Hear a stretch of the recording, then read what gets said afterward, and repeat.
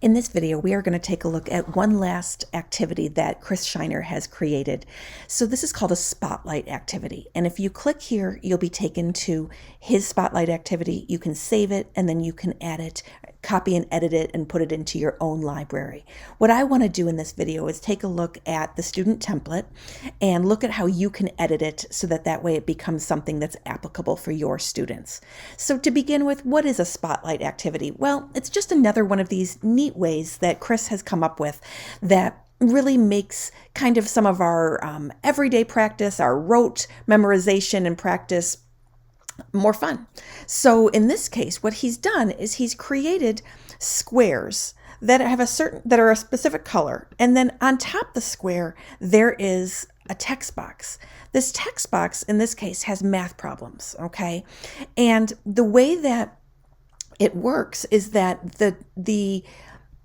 there's layering in Seesaw. So the square here is all the way at the back of the layers on the screen. So if you've ever used a program where you're able to bring something to the front or send something to the back, that's what I mean by layering. And so the squares are the very back. Then the spotlight is the middle, and then the very front is actually the math problem. So what happens is that when the math problem is on top of the square without the spotlight, so let me grab the spotlight and move it back, you can't see it because they're the same color. So what you can do though is click, and you'll see here, you'll see the text box. You can drag it over and you can change it to be something that makes sense for you. So again, if you are a older kid teacher, middle grades like third or fourth, and you want them practicing some of their multiplication, you could change it to that. If you are a kindergarten teacher and you would like them doing some letter recognition, you could. Or first or second grade, maybe you're doing some sight word or some high frequency words and you want to write those. You can do anything you want. And basically, oops, I rotated that. Basically what you want to do is just make sure that the words or the math problem or the letter or whatever it is on top of these squares. So he's already got this all set up and ready to go for you. Now, one thing that's interesting about this is that this activity was actually created several years ago when Seesaw didn't have yet the option to lock everything in place.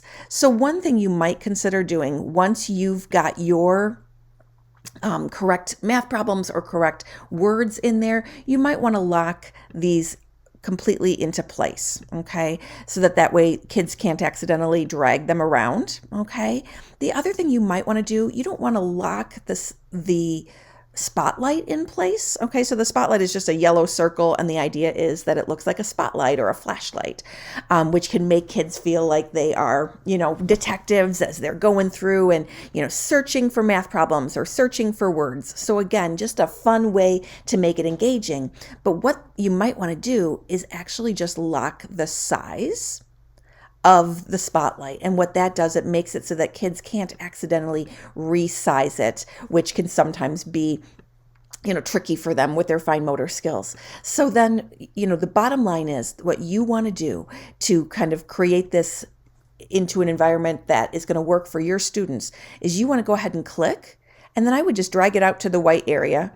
And then just change your text box to whatever it is that you want it to say. Maybe you're doing vocabulary words even at an older grade level. Whatever you want it to be, just go ahead and put it in there. And then drag it on top of your square. And then, go ahead and lock both the text box as well as the box in place so that way kids don't inadvertently kind of mess things up. So you can see that he's got a couple of different ones built here. You can also always, of course, duplicate the page and go in and, make as many different pages as you would like that would work for your students. So again, this is one of those activities that might take a little bit of setup, but you might find that it pays you dividends in terms of the engagement factor and the fun factor for your students as they're going through and learning things like sight words or memorizing our, basic math facts and things like that.